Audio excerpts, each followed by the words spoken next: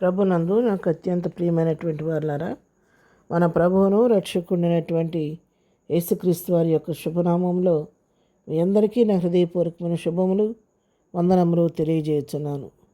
ఉదయకాల సమయంలో దేవుని వాక్యాన్ని ధ్యానం చేసుకుందాము. ఈరోజు వాక్య ధ్యానము కొరకు మనం తీసుకున్నటువంటి లేఖన భాగము కీర్తన గ్రంథము 145వ కీర్తన 18వ వచనం చదువుకుందాం. తనకు మొరపెట్టి వారికి అందరికీ తనకు నిజముగా మొరపెట్టి వారికి అందరికీ యెహోవా సమీపముగా ఉన్నాడు. దేవునికి స్తోత్రం కలుగును గాక. ఈ వాక్య భాగం ఎంత చక్కగా రాయబడిందో చూడండి. మరి తనకు మొరపెట్టి వారికి అందరికీ, ఎవరైతే తన దగ్గరికి వచ్చి తన పాద సన్నిధికి వచ్చి సహాయం వేడుకుంటారో, ఎవరైతే ప్రభు సన్నిధిలో మొరపెట్టుకుంటారో వారందరికీ, అంతేకాదు మరి విశేషంగా తనకు నిజముగా మొరపెట్టి వారికి అందరికీ యెహోవా సమీపముగా ఉన్నాడు. దేవునికి మొరపెట్టే వారికి ఆయన సమీపంగా ఉన్నాడు. నిజముగా మొరపెట్టే వారికి మరీ సమీపంగా ఉన్నాడని దేవుని వాక్యం సెలవిస్తూ ఉంది. అంటే నిజంగా మొరపెట్టడం అంటే నిజంగా కాకుండా పెట్టే మొరలు కూడా ఉన్నాయా అంటే, మరి దాని అర్థం ఏంటంటే అబద్ధపు మొరలని కాదు, కానీ మొరల్లో ఉండటం తేడా అన్నమాట. మామూలుగా మొరపెట్టడం ఏంటంటే చిన్నపాటి శోధన మనకు కలిగినప్పుడు దాని గురించి మామూలుగా కన్నీరు గార్చి ప్రార్థన చేస్తూ ఉంటాం, మొరపెడతాం. అయితే ఎప్పుడైనా మనం తట్టుకోలేని శ్రమ మనకు వచ్చినప్పుడు, అది మనం ఊహించని రీతిలో ఒక శ్రమ మన మీదకి అలలాగా వచ్చి పడినప్పుడు, ఆ పరిస్థితిలో మనం తట్టుకోలేక గలిబిలైపోయి ఏం చేస్తామంటే ఎలుగెత్తి మొరపెడతాం ప్రభు సన్నిధిలో. అది దేవునికి ఇష్టమైనటువంటి మొర. అటు విధంగా మనుషుల వైపు పరిస్థితుల వైపు చూడకుండా, అటువంటి పరిస్థితుల్లో ఎవరైతే ప్రభు వైపు చూచి మరి నిజంగా ఆయనకి మొరపెడతారయ్యా, ఈ సమయంలో నీవే నాకు దిక్కయ్యా అని మనం ఎవరైతే ప్రభు పైన అనుకుంటారో వారి పట్ల దేవుడు తప్పకుండా వారి మొరవిని వారికి సమీపంగా ఉండి వారి పట్ల కార్యం చేసే దేవుడే ఉన్నాడు. ఉదాహరణకి మనం గమనించినట్లయితే హాగర్ని మరి అబ్రహాం ఇంటి నుండి తరివేయబడినప్పుడు మొదటిసారి తరివేయబడినప్పుడు కూడా ఆమె తప్పకుండా అరణ్యంలో ఒంటరిగా వచ్చి ఏడ్చి దిగిరిపడే ఉంటుంది. కానీ మరి దాని గురించి అంతగా అక్కడ ప్రస్తావించబడలేదు. మరి ఏడుస్తూ తిరిగింది. దూతను పంపించి దూత ద్వారా ప్రభు అక్కడ కూడా ధైర్యపరిచి ఇంటికి వెళ్ళి నువ్వు యజమానులైనటువంటి శారంకు అణిగిమణిగి ఉండమని చెప్పి అశూర్ అరణ్యంలో మరి ఆమె హితబోధ చేసి తిప్పి మరి తన యజమానులైన శారా దగ్గరికి పంపించినట్లుగా మరి చూస్తున్నాం మనం.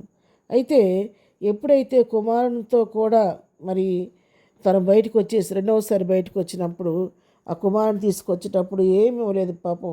అబ్రహాముకి ఆమెకి ఇచ్చింది ఏమి ఇచ్చాడంటే ఒక నీళ్ళ తిత్తి ఇచ్చాడు. తిత్తిలో నీళ్ళు పోసి ఆమె చేతికి అది ఇచ్చాడనమాట. అది తీసుకొని ఆ నీళ్ళ తిత్తి తీసుకొని వచ్చింది. మరి ఆహారం దారిలో తినడానికి వచ్చి ఆహారం ఇచ్చాడు, త్రాగడానికి నీళ్ళ తిత్తి మాత్రం ఇచ్చాడు. అవి ఆ విధంగా ఇచ్చిన ఆహారం తినుకుంటూ ఆ నీళ్ళు త్రాక్కుంటూ వస్తే కొందరం వచ్చేసరికి ఆ నీళ్ళన్నీ అయిపోయినాయి. తిత్తిలో నీళ్ళన్నీ అయిపోయినప్పుడు కుమారుడు ఆహారం లేక నీళ్ళు లేక చిన్నబిడ్డ ఇష్మాయేలు అలమటించిపోతూ ఉంటే చివరికి బిడ్డ చనిపోయే పరిస్థితి వచ్చినప్పుడు ఆమె ఏం చేసిందంటే, మరి ఆదికాండం 21వ అధ్యాయం 16వ వచనం మనం చదివితే, ఈ పిల్లవాని చావు నేను చూడలేనని అనుకొని ఇంటి వేత దూరం వెళ్ళి అతనికి ఎదురుగా కూర్చున్నాను. ఆమె ఎదురుగా కూర్చుని ఎలుగెత్తి ఏడ్చెను. చూసారా, అప్పుడు ఆ బాధ, ఆ పీక్ పాయింట్ తట్టుకోలేక ఏం చేసిందంటే, ప్రభు ఈ పిల్లవాని మరి చావు నేను చూడలేనని చెప్పని ఆ చావుని ఆయన పిల్లవాడు కనపడకుండా కొంత దూరం వెళ్ళిపోయి ఇంటి దూరం వెళ్ళిపోయి అక్కడ ఎదురుగా కూర్చొని మెలుగెత్తి ఏడ్చిందంట. ఆ మొర దేవుడు విన్నాడు. వెంటనే మరి ఆ చిన్నవాడి స్థలంలో ఆమె కన్నులు తెరిచి నీటి ఓటను చూపించి ఆ వాడికి నీళ్ళు దాహం తీర్చమని ఆ ఓటను చూపించి ఆ నీళ్ళు తాగిచ్చిన తర్వాత పెద్దవాడైన తర్వాత వాడు ఏమవుతాడో విషయాలన్నీ చెప్పాడు. ఆ రీతిగా ఆ రోజు మరి హాగరు మొర అరణ్యంలో ఆలకించి తన కుమారుని బ్రతికించి తిరిగి హాగరికి ఇచ్చి ఆ హాగర్ని ఆశీర్వదించి దీవించినట్టుగా మనం చూస్తున్నాం.